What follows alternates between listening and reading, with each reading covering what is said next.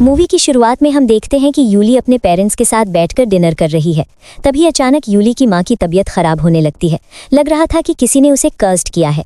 अचानक उसकी बॉडी की चमड़ी फटकर अंदर से कील बाहर आने लगती थी, यहाँ तक कि आंखों से भी। अचानक वो अपनी बेटी यूली का हाथ पकड़ लेती है, जिससे यूली को बहुत दर्द होता है। बहुत मुश्किल से उसके वालिद उसे छुड़ाकर अपने रूम में रखकर दरवाज़ा बंद कर देते हैं। दरवाजे के उस पार से अचानक वो अपने वालिद की चीख सुनती है।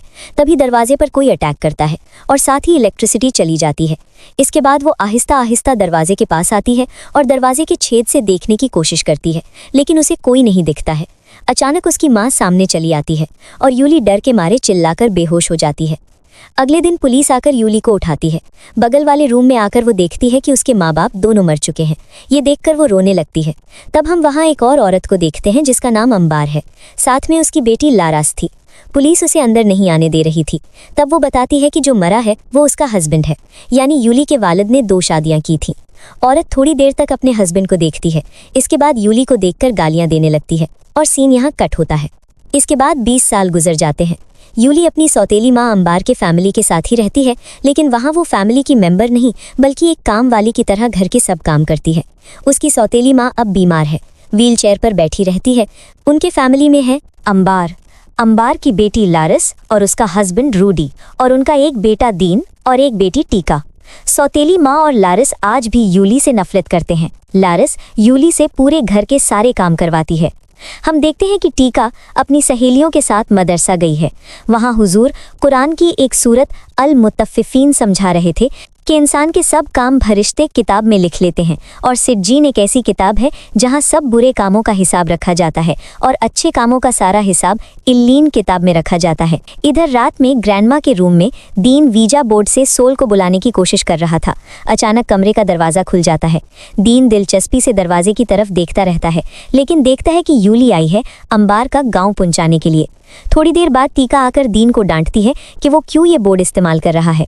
दीन बताता है कि वो मरे हुए लोगों से बात करना चाहता है। इसके बाद दीन यूली से पूछता है कि क्या वो नहीं चाहती है कि किसी मरे हुए से बात करे।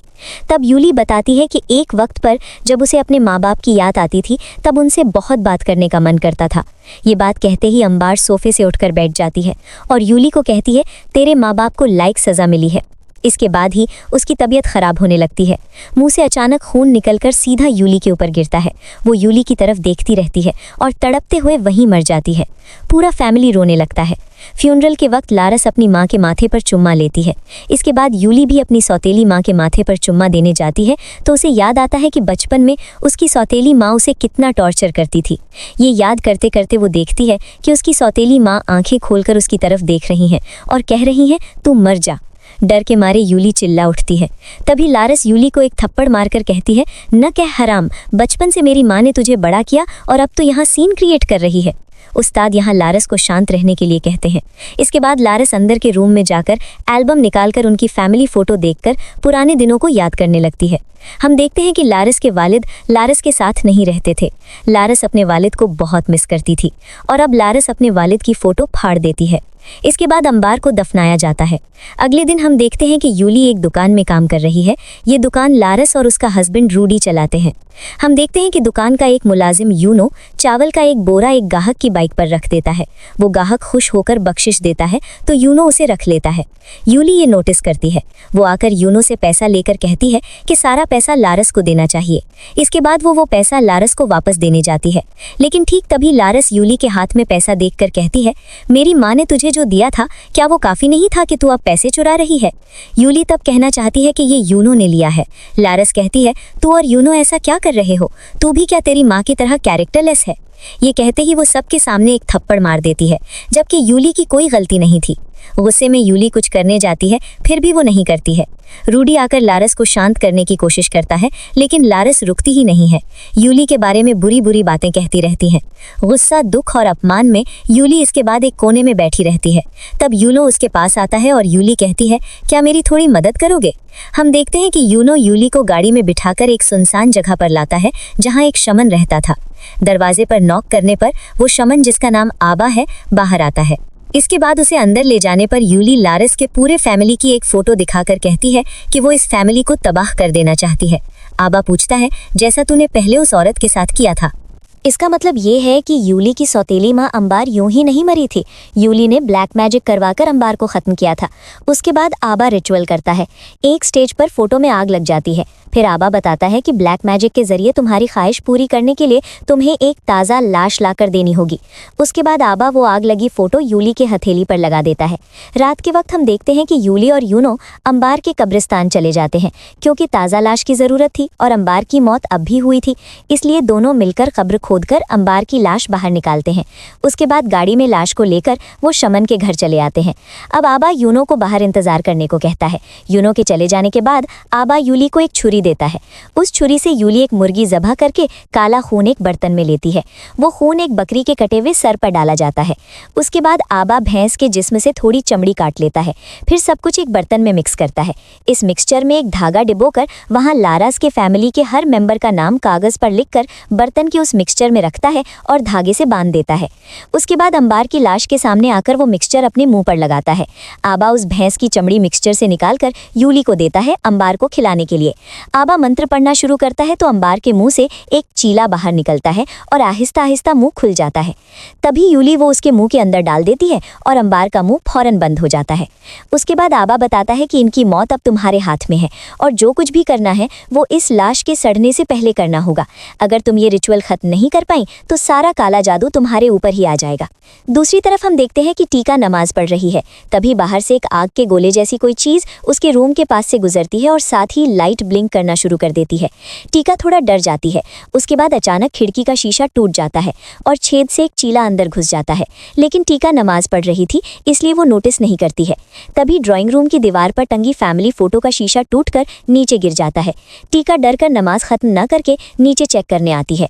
अचानक एक शीशा उसके पाँव में चुभ जाता है। उसके बाद वो सुनती है कि उसकी ग्रैंडमा के रूम से एक कुत्ते के रोने की आवाज़ आ रही है। वो चेक करने जाती है तो देखती है कोई नहीं है। आहिस्ता से बाहर आते ही अचानक एक बर्तन नीचे गिर जाता है। उसे उठाकर ऊपर रखते ही देखती है कि उसकी ग्रैंडमा की सोल चिल्ला रही है। बहुत ज़्यादा डरकर वो वहाँ से जाना चाहती है। तभी यूली चली आती है और पूछती है क्या हुआ। टीका बताती है कि उसने अपनी ग्रैंडमा को देखा है। यूली कहती है तुमने गलत देखा है, जाओ सो जाओ। ये कहकर यूली टीका को भेज देती है और मन ही मन खुश होती है। अगले दिन लारास टीका के पाँव पर बैंडेज लगा रही होती है। तब टीका बताती है कि ज़रूर कुछ ना कुछ है यहाँ, वरना फोटो यूं ही नीचे क्यों गिरेगी।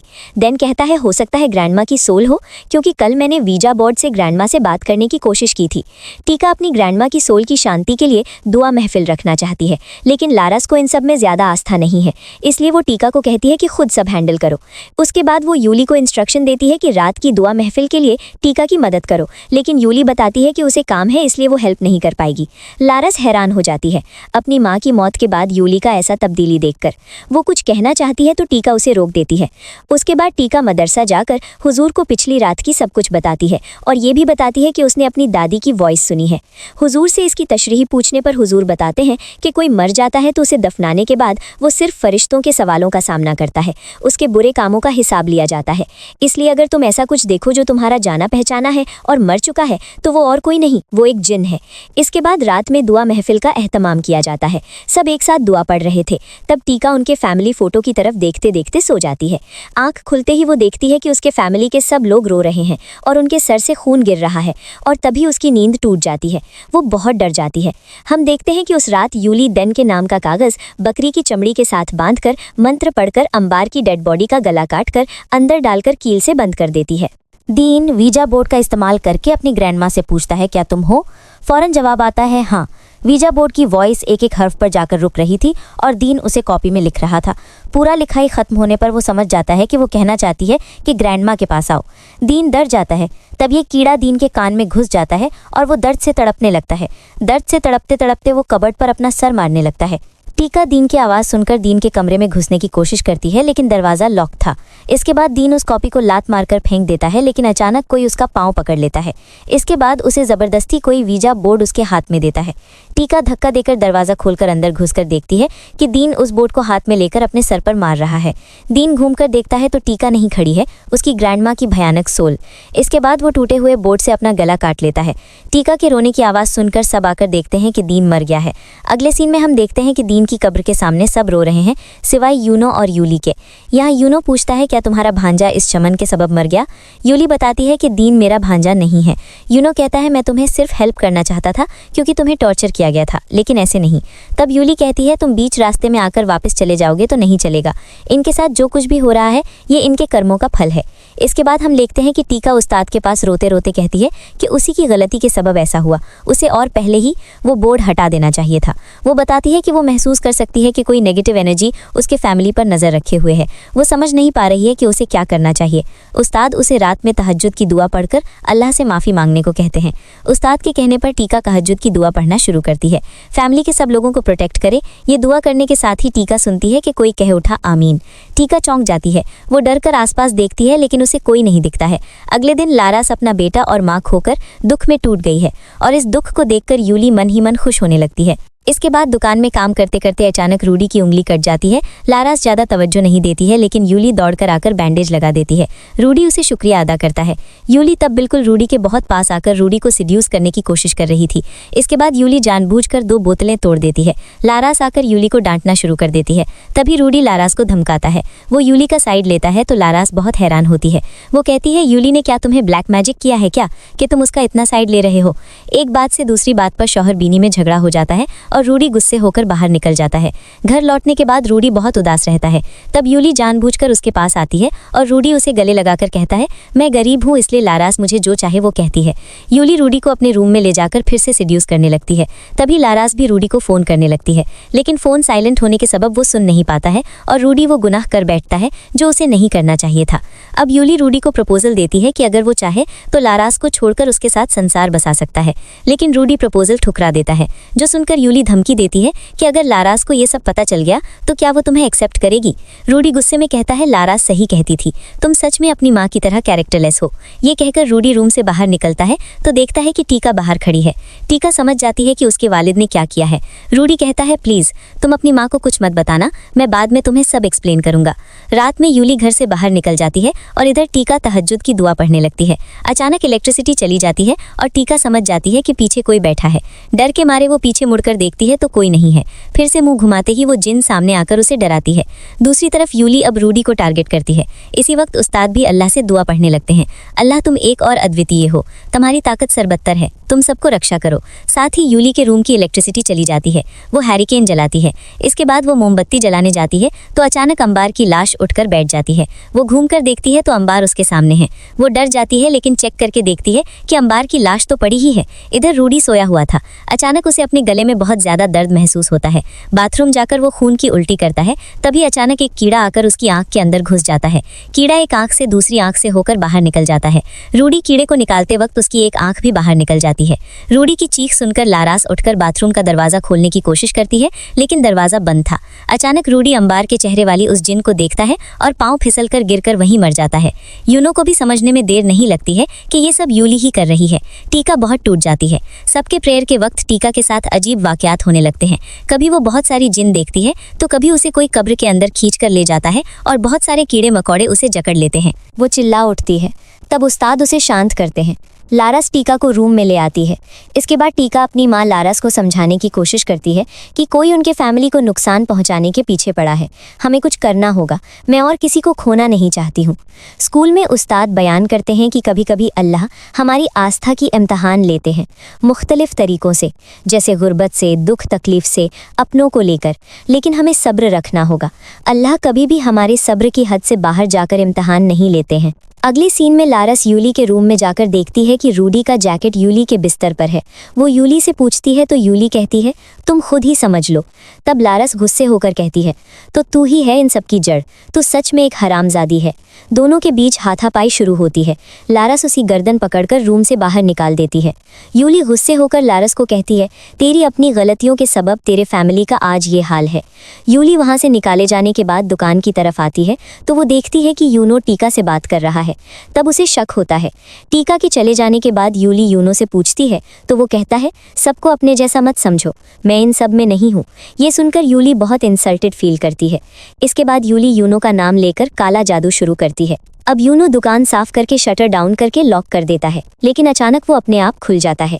यूनो फिर से शटर डाउन करता है, लेकिन फिर से खुल जाता है। तब हम देखते हैं कि पीछे वही जिन खड़ी है। यूनो अंदर घुसते ही शटर डाउन हो जाता है। फिर यूनो डरकर आसपास देखने लगता है। अचानक पीछे मुड़ते ही वो जिन मौजूद होती है। डर के मारे वो गिर जाता है और जोंक जैसे कुछ कीड़े उसके जिस्म पर चिपक जाते हैं। यूनो तब उन्हें छुड़ाने की कोशिश करता है तो मुंह की चमड़ी के साथ फिसल जाते हैं। वो भागने के लिए शटर उठाने की कोशिश करता है। अचानक वो शटर ऊपर उठ जाता है, लेकिन अगले ही पल नीचे उतर आता है और यूनो का सर कुचल डालता है। यूनो वहीं मर जाता है। इसके बाद यूली लारास को टारगेट करके ब्लैक मैजिक करती है। रात में टीका अपने रूम में फैमिली फोटो देखकर बहुत इमोशनल हो गई थी। अचानक ऊपर से कुछ कीड़े फोटो पर गिरते हैं। वो फौरन ऊपर देखती है तो छत टूट कर गिरती है और साथ ही इलेक्ट्रिसिटी चली जाती है। अंधेरे में टीका टॉर्च लाइट जलाकर आहिस्ता आहिस्ता अपनी माँ के रूम में आती है, लेकिन कहीं भी वो उसे ढूंढ नहीं पाती है। अचानक बिस्तर के नीचे आवाज़ सुनती है और वो नीचे देखती है तो उसकी माँ लारास अब पूरी तरह पोजेस्ड है। बिस्तर के नीचे से निकलकर पोजेस्ड लारास कहती है, तुम सब मर जाओगे। टीका दौड़कर रूम से बाहर निकलकर दरवाजा लॉक कर देती है, लेकिन लारस दरवाजा तोड़कर बाहर निकल आती है।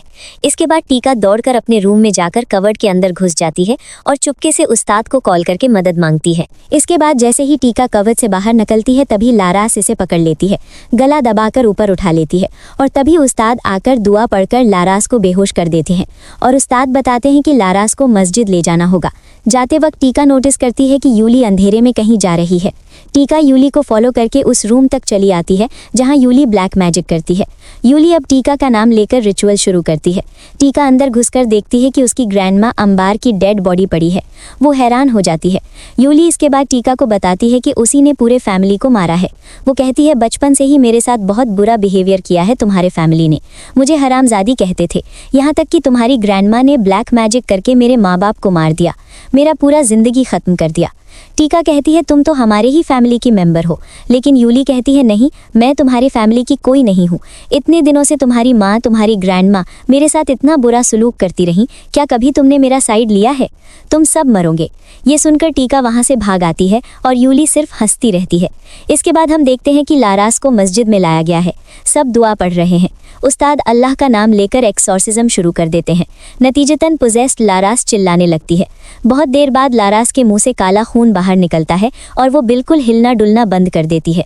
इधर यूली टीका के नाम पर ब्लैक मैजिक करती रहती है। लारास फिर से जाग उठती है। हुजूर दुआ पढ़कर हाथ से एक धक्का देते हैं और साथ ही लारास दीवार पर जाकर गिरती है। उस्ताद मुसलसल सूरत पढ़ते रहते हैं। नतीजा, लारास कुछ नहीं कर पाती है। इधर यूली भी अपने काले जादू का काम ठीक से नहीं कर पा रही थी। जितनी बार भी वो सिलाई करने जाती है उतनी बार नाकाम हो जाती है। तभी अचानक यूली की हाथ की उंगली टेढ़ी हो जाती है। उस्ताद की दुआ की ताकत से लारास शून्य से ज़मीन पर गिरती है और यूली खून की उल्टी करती है। यूली का हाथ अब उसके कंट्रोल में नहीं है। वो एक कील हाथ में लेकर अपने मुंह पर अटैक करती है। इसके बाद अपने हाथ पर अटैक करती है। इस तरफ उस्ताद टीका को कहते हैं कि अपनी माँ के लिए अल्लाह से दुआ मांगो। टीका भी अल्लाह से दुआ मांगने लगती है। अपनी माँ के कामों के लिए माफ़ी मांगने लगती है। यूली भी पागल की तरह अंबार की लाश पर अटैक करती रहती है, लेकिन उस्ताद और बाकी सबकी दुआ की ताकत से सब सोल यूली को ही अटैक करने लगती हैं।